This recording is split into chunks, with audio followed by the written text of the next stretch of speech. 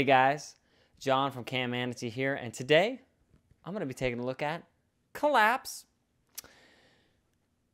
Collapse is a fantastic little deck builder. The designer is Jordan Goddard, and you know what? This game isn't out yet.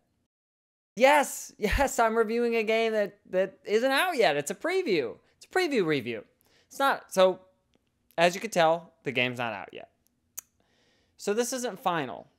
Things can change, but the gist of it is here. This is the basic product. And they're going to be at Gen Con this year, as well as I think they're going to be doing a Kickstarter as well. So keep your eye out for this.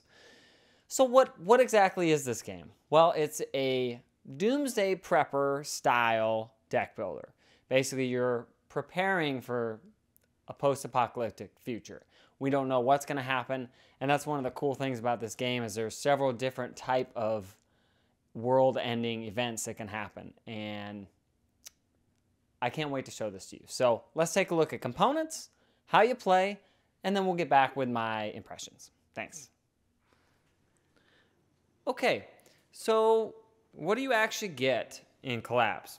Well, this is a pre-release version of the game, so I can't tell you exactly what comes with it. I hope they keep this box size because it's awesome. It's small. It just holds the cards. It's not this giant box for cards that could be. I really like that. But you know, basically, all the game comes with are cards. There's no tokens to keep track of or anything like that. So I'm gonna go ahead and lay out what the base game looks like when you lay it out. It's an extremely simple deck builder, and that's what I love about it. It's streamlined. It's super easy to pick up and understand. I'm going to lay it out how it's supposed to look when it's set up. Okay, so this is what the game looks like actually set up completely, except for where you can buy from. Oh my gosh. So this is the basic layout of the cards when you initially set it up. You're also going to add 6 of these item cards in, and I'm going to show you that in just a second, but I just want to go over what cards are here. So you've got money, of course. You've got $1, which is silver, and they cost only $1 to purchase. Got the gold, which costs $1 to purchase. And you've got the platinum, which actually costs $6 to purchase. So those are there to be purchased at any time. And I'm going through this assuming that you're familiar with deck builders. If you aren't familiar with deck builders, well, then this explanation would take a little bit longer. But I will give you a basic overview. So over here, we've actually got fortifications. Now, fortifications don't actually go in your deck. Fortifications, I'm just going to show you a sample here of the barricade, cost $5. And you can see this right here. It gives you 1 month. And I'm going to explain what that is in just a second. But basically, these fortifications do not get added to your deck. Instead, they get added to your homestead area, which I'm pretending a player is right here. So this is his homestead. Any fortification he buys will just kind of come in this area here. And they stay there. So that right there is something that differentiates this from other deck builders. You've got this tableau of stuff here. So back to the point of the game, which is you need to try and survive the world-ending event for as many months as possible. And this is basically you preparing. So depending on how good of a job you do preparing, that's how many months you're actually going to survive. So a little bleak, but like I said, I love this theme. So that gives you 1 month, and there's 4 of those. And again, these numbers might change when in the final game. This is a bomb shelter. You can see it costs $6. And then you'll see something a little different here. This says if you have 2 bomb shelters, you get 3 months worth of survival. If you only have 1 bomb shelter, you get 0 months. So what that means is you've got to have 2 of these for these to do anything for you. And here's the rub. There's only 3 of them. Oh my God, that's embarrassing. Oh, no, okay, there is only 3 of them. Sorry, Fortress snuck in there. There are only 3 bomb shelters. And so it's a race. So the first person to get 2 out of the 3 are going to be able to get the months for these, or victory points, basically. You can think of them that way. And the other person is out of luck because the bomb shelter does nothing for them. Next one is going to be the fortress. And the fortress is, of course, a fortification. And that one is even more devious. It's 3 out of the 5 fortresses will get you 6 months of survival. And, like I said, there's only 5 of them. So it's a common theme in this. You're vying for resources against your fellow player. And there's really not a lot of direct combat, which is typical of most deck builders. There are some cards that can affect the other player, but it really feels like a struggle to get the supplies you need, and you're racing to get basically the best you can do to try and ride out the disaster as long as possible. So the other thing we've got over here is food. Now, food is useless. The only thing it gets you is months of survival. So these will clog up your deck. You don't want to buy too many of these until maybe towards the mid to late game. If you buy a bunch of these early, you just have a bunch of useless stuff in your deck. Now, there is a way, and this is just 2 food. There is a way to actually get this food out of your deck, and I'll explain that in a second. There is no trashing of cards in this game. You're never going to be able to get rid of a card permanently. So the only way you're going to basically get these junk cards out of your deck and out of your hand is to put them in your homestead. Now, your homestead can carry 1 food or 1 ammo. This should be an or. It's a misprint if you can read that. And this is, let me get the nice close-up of your homestead here. So during the game, you can put a food here, and now it's out from your hand. It's out of your deck, your hand, and it can just stay there. And that's a way of kind of unclogging your deck. You can get more spots by buying storage closets. And that's the other main part of this game, is this market here where you can buy stuff. And I'm going to get to that in just a second. The next thing I want to talk about are the events. And that's one of my favorite things about this game is this event system. There's different types of world-ending categories. So you've got radioactive.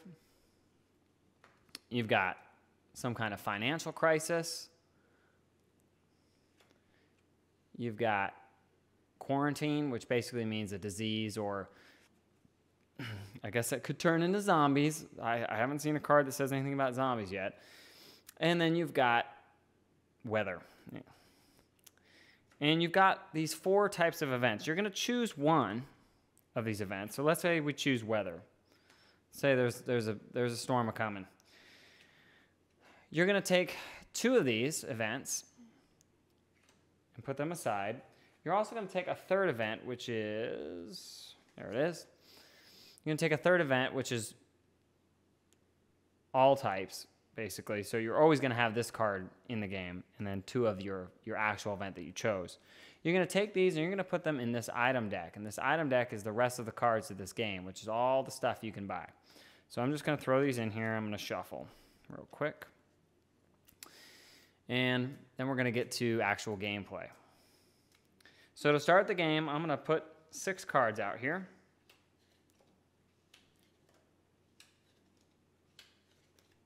And I'm going to cheat a little bit so I can get a couple things that I'm looking for. So how do you actually play a game of collapse? Well, we've got the layout here with our item cards. We've got 6 cards here. We've got our money, and we've got our fortification and food. So once that's all laid out, each player is going to take a deck of 7 silver and 3 food. They're going to shuffle those up, and that consists of their starting deck. They're going to draw 5 cards, and then the first player is going to go. And on your turn, you can do a couple of things. So the first thing you can do is use an item card. Now, I don't have any item cards in my starting deck, but an example of an item card would be like this backpack. If I had bought this backpack on a previous turn, and it came out when I was drawing cards, I could play this backpack, and it lets me draw 2 cards, and it lets me use an extra item this turn. So if I had drawn another item card that gave me something, I could play that as well. So that's an item card. The next thing you could do is actually buy a card. So let's go through that. I don't have any item cards. All I have is 2 food and 3 silver. So I'm going to use the 3 silver. I'm going to discard that 3 silver to get a gold, which costs $3. And that's my buy for the turn. So the next option I have is I can take one of these food and I can actually put them in my homestead. And I'm going to do that because, like I said, this food just clogs up your deck and it's not useful until the very end of the game. So if you can get these out of your hand and your deck, that's great. So I'm going to do that. This is one of the storage closets I was talking about. This actually gives you 1 extra slot. When you buy this, you're going to put it here. And now you've got another spot where you can put food or ammo. The remaining food card gets discarded. I'm going to draw back up to 5 cards from my deck. And that's it. That's my turn. The next player is going to go, rinse and repeat. And the game is going to continue like this until it ends. And the way it's going to end is when either this item deck, these are the remaining items in the game. As soon as this deck is out, game's over. We tally up our months that we have, and person with the most is the winner. And I'll go into more detail on that in just a second. The other way the game ends is if 3 of the 6 of these piles are gone. So let's say the 1 food, the barricade, and the bomb shelter disappear. Once they're gone, once there's 3 out of the 6 are gone, that's it. The game is over. Players basically take one more turn, and that's it. So how do you determine the winner of this game? Well, you're going to go through your deck, your hand, and your discard. Or, the most simplest way is just to put everything in your deck and go through your deck that way. And you're going to, any card that has this symbol, see it here, that little month symbol? You're going to add that up. Come on. There we go. You're going to add those up, and whoever has the most months is the winner. So that's how many months you survive. So whoever survives the longest wins the game. And when you think about that, that's really kind of dreary. And it's one of the things that I really like about this game is that theme. It's really interesting to me. The theme. No one wins. No one lives. Both of you are going to die. It's just who dies first, basically, is the loser. So that's how you play Collapse. Okay, so what do I think about Collapse? I like it. I really do. As a pre-release version, I can only tell so much. Basically, I can kind of review what's in this box. I don't know what's coming down the pipeline, if there's going to be more cards, but as it stands, I actually really like the game. It takes deck building, and it doesn't go crazy with changing all kinds of stuff, but it makes a couple of really interesting tweaks to it that I think adds a lot. And one of my favorite things about this is the theme. It has a theme. It's a deck builder with a theme. What? Does that exist? Okay, yeah, I guess it does exist, but it's not another Dominion. I love Dominion, don't get me wrong, but it doesn't have a theme. And I love myself some theme. This game has a ton of it. And the art and the cards just kind of makes you feel dreary and kind of like a distant foreboding. Like there's a storm a-coming and we better get ready for it. No, may not be a storm that kills you. There's a whole bunch of different things in this game. And that I showed you, obviously, that can end the world. And that's actually one of my favorite things about this game is the event cards, because they just add so much spice to the game. You don't know when they're going to come out. You don't know what they're going to do, but you know they're in there and you know stuff's going to happen. So you're doing the best you can to kind of build up your supplies, get fortifications, get money, and boom, all of a sudden an event card comes out, changes the game a little bit, spices it up, and it's just really interesting to me because I find that with some deck builders, it can get a little monotonous doing your turn, doing your turn over and over again. Basically, draw 5 cards, play your cards, buy something, rinse and repeat. And while that is still true for this game and all deck builders, it spices it up with those event cards. The other thing I really like about this game is the homestead and the fortifications you can get. And I hope they build on that, because I see a lot of potential there that other deck builders don't necessarily have. So, you know, you've got your fortifications. You've got to choose. Do I want to put some food here? You know, you can't trash any cards. All of your cards are either in your deck or in your fortification, in your homestead. I'm sorry, I keep saying fortification, but it's your storage that you can put it in, or your homestead. And so you got to decide, do I want ammo out there? Do I want to get food out of my deck so I don't keep pulling it, because it's, you know, useless until the end of the game. So there's lots of interesting decisions, and I don't know, there's something about it that just really struck home with me. Maybe it's the theme. Hey, there's no zombies. There's not one of the disasters, not zombies. Wow. That's an achievement right there. Maybe they'll add it later. I mean, I don't mind zombies, but let's be honest, there's lots of games with zombies. So I don't know, it's just refreshing, and I'm really excited that I got to try this out. I'm going to be keeping a very close eye on this for when it comes out. I hope this video has been informative. Thank you for watching.